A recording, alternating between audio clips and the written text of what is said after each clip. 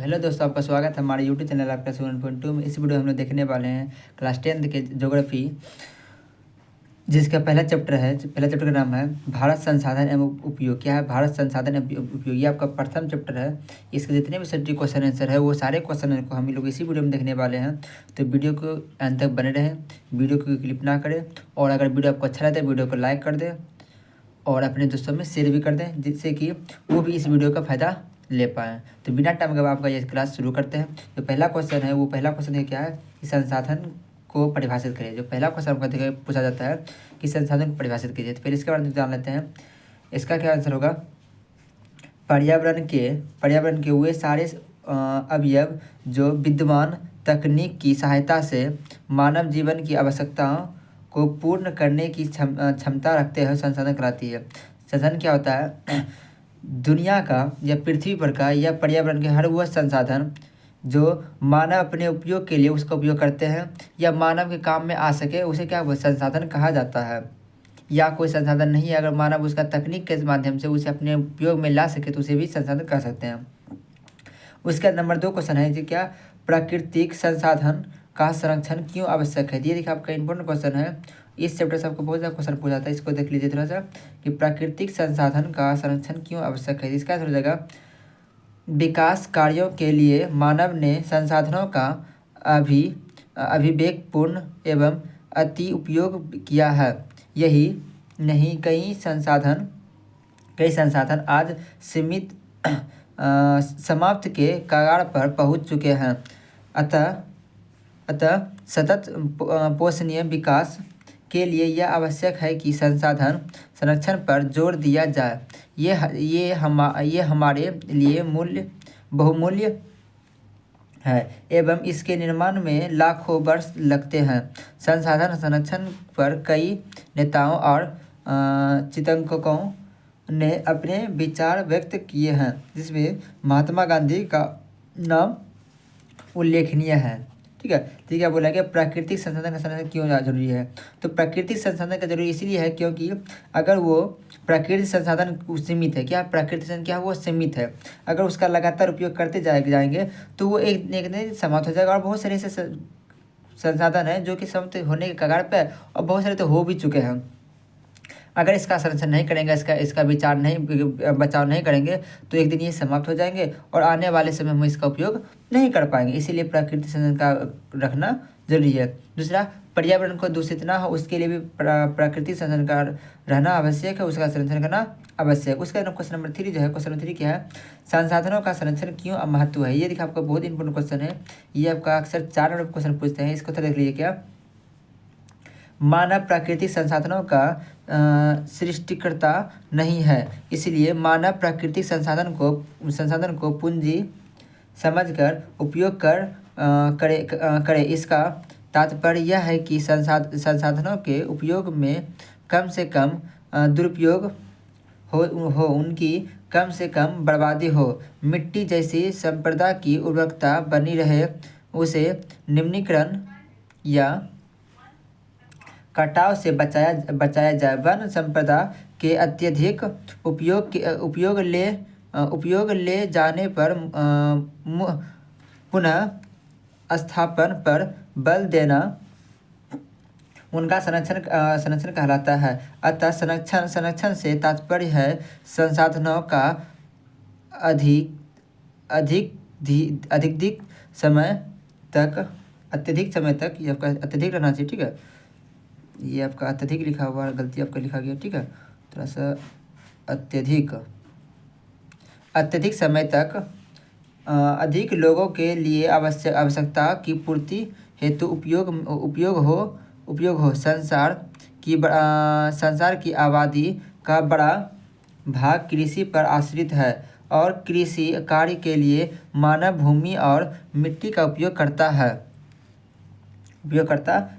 इन संसाधनों का मूल्यांकन किया जाना चाहिए। यदि इनमें कोई कमी है तो उसे पूरा कर उपयुक्त बनाया जाए।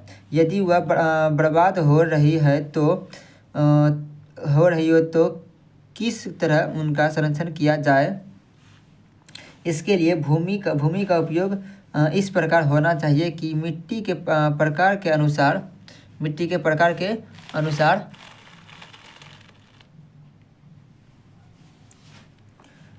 फलते उगानी चाहिए।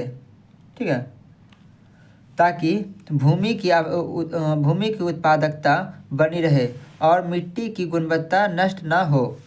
इस प्रकार जल संरक्षण, वन एवं वन्य प्राणी संरक्षण, खनिज संपदा संरक्षण के लिए भी योजनाबद्ध और विवेकपूर्ण उपयोग किया जाए तो उनसे अधिक से अधिक समय तक लाभ उठाया जा सकता है तथा वे मानव जगत के लिए संरक्षित रह सकते हैं। संसाधनों का योजनाबद्ध, समुचित और विवेकपूर्ण उपयोग ही उनका संरक्षण है। संरक्षण का तात्पर्य कदापि यह नहीं कि संसाधनों का उपयोग न कर उनकी रक्षा की जाए। उनके खर्च की आवश्यकता के बावजूद उन्हें बचाकर भविष्य के लिए रखा जाए। तो ये क्वेश्चन आपको लिख लेना है और अपनी इसको थोड़ा सा याद भी करने का प्रयास करना है। इसे बार बार आपको लिखोगे तो ये क्वेश्चन आपको याद हो जाएगा। उसका नेक्स्ट क्वेश्चन नंबर 4 क्या है, देखिए आपको क्वेश्चन नंबर देखिए 4 क्या है। क्वेश्चन नंबर 4 आपको दिया है, पवन अपवर्तन वाले क्षेत्र में कृषि की कौन सी पद्धति उपयोगी मानी जाती है। तो इसका आंसर हो जाएगा पवन अपवर्तन वाले क्षेत्रों में पट्टिका कृषि उपयोगी मानी जाती है। यह कृषि फसलों के बीच घास की पट्टियाँ विकसित कर की जाती है। उसके अगला क्वेश्चन नंबर 5 है। क्वेश्चन नंबर 5 में क्या है, मृदा निर्माण के कारकों का उल्लेख करें। तो इसका आंसर हो जाएगा मृदा का निर्माण, क्या बोला गया, मृदा का निर्माण भौतिक एवं रासायनिक प्रक्रियाओं से होता है। इन क्रियाओं के कारण चट्टानें मुलायम हो जाती है जो आसानी से टूटकर कणों में बदल जाती है।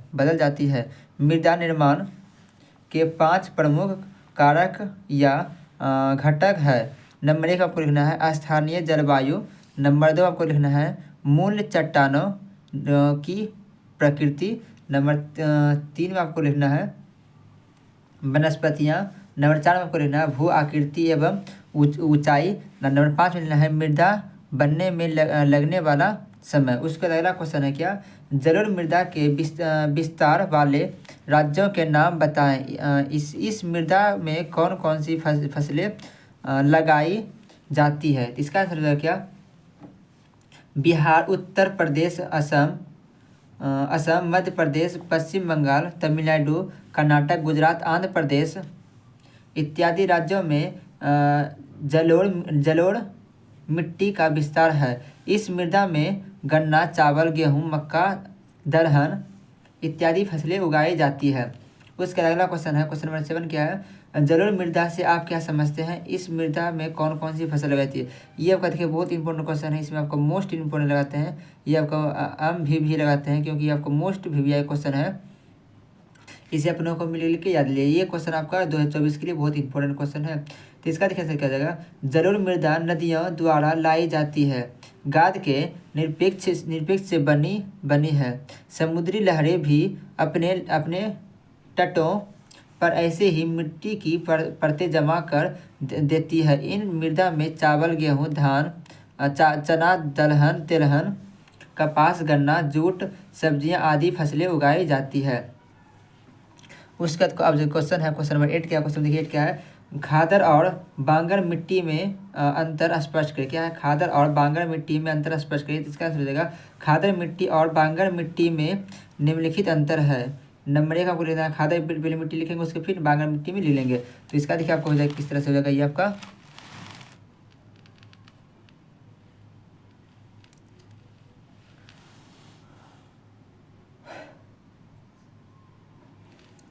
खादर में देख लिखेंगे नवीन एवं उपजाऊ जलोढ़ मिट्टी को खादर कहा जाता है। खादर मिट्टी में बाढ़ का प्रभाव होता है। नंबर 3 लिखना है उत्तरी बिहार एवं गंगा का मैदान इसका उदाहरण है।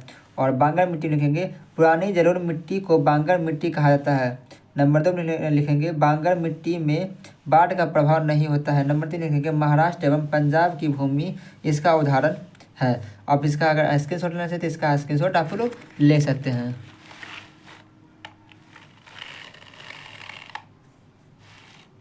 ठीक है, उसके बाद आपका अगला क्वेश्चन है, क्वेश्चन आपका 9 है। क्वेश्चन देखिए 9 में आपका क्या बोला गया, क्वेश्चन नंबर 9 को भी देख लेते हैं और क्वेश्चन नंबर 10 को, उसके ये चैप्टर आपका समाप्त हो जाएगा। तो क्वेश्चन नंबर 9 और क्वेश्चन नंबर 10 को थोड़ा सा देख लीजिए। क्वेश्चन नंबर 9 में है, मृदा संरक्षण में फसल चक्रण किस प्रकार सहायक है। तो इसका आंसर हो जाएगा, फसल चक्रण द्वारा मृदा के पोषण स्तर को बरकरार रखा जा सकता है। गेहूँ, चावल, मक्का, आलू इत्यादि के लगातार उगाने से मृदा के पोषक तत्व में कमी हो जाती है। इसे तिलहन एवं दलहन की खेती से पुनः प्राप्त किया जा सकता है। इससे नाइट्रोजन का स्थिरीकरण होता है। इसलिए फसल चक्रण से मृदा संरक्षण में मदद मिलती है।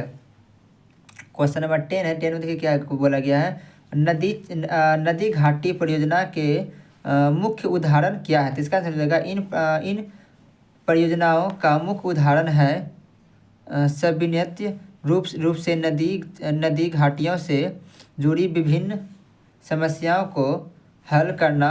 इनमें बाढ़ों का नियंत्रण, मृदा अपरदन पर रोक, सिंचाई एवं पीने के लिए पानी उपयोगी उद्योगों, गांव और नहरों के लिए जल विद्युत उत्पादन, अत्यंत स्थलीय जल परिवहन और कई अन्य सुविधाएं जैसे मनोरंजन, वन्यजीव संरक्षण और मत्स्य के विकास शामिल है। तो अगर यहाँ तक लिखते हो तो ये फिर आपको दोनों मिल जाएगी। देखिए आपको भी क्वेश्चन है, इसे भी अपने कॉपी में लिख लीजिए। आई होप कि ये वीडियो आपको अच्छा लगा होगा। आपको वीडियो अच्छा लगा तो वीडियो को लाइक करें, चैनल को सब्सक्राइब करें एवं अपने दोस्तों में शेयर करें। मिलते हैं फिर नेक्स्ट वीडियो, तब तक के लिए धन्यवाद।